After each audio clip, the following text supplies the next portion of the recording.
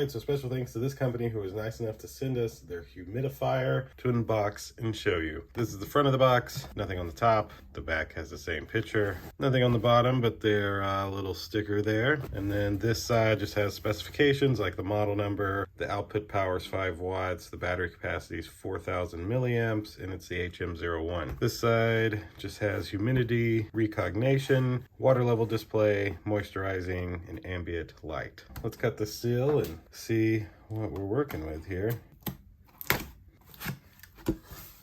Nice, nice. I'm liking so far. And the fact that it's battery powered, that seems amazing. Foam, yeah. Wow, that was easy. And then a manual and a cable, and that's it for the box. So it included a little USB C-type cable to charge this device up, and then a very nice instruction booklet in multiple languages to tell you how to do everything. Now here is the actual battery-powered humidifier. Very nice. Look at this design, wow. Let's get this tape off of here. Ooh.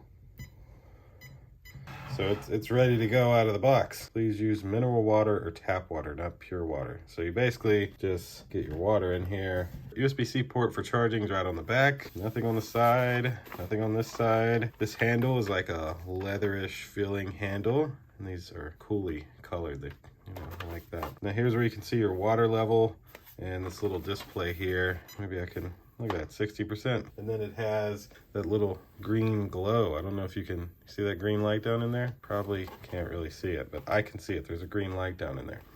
But very nice.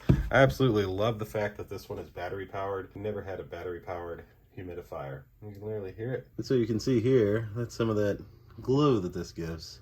Very, very nice. And it does change from red to blue to green, etc. But thanks again to this company for sending me this battery-powered humidifier to unbox and show you all. And thank you all for watching. We'll see you in the next one. Deuces.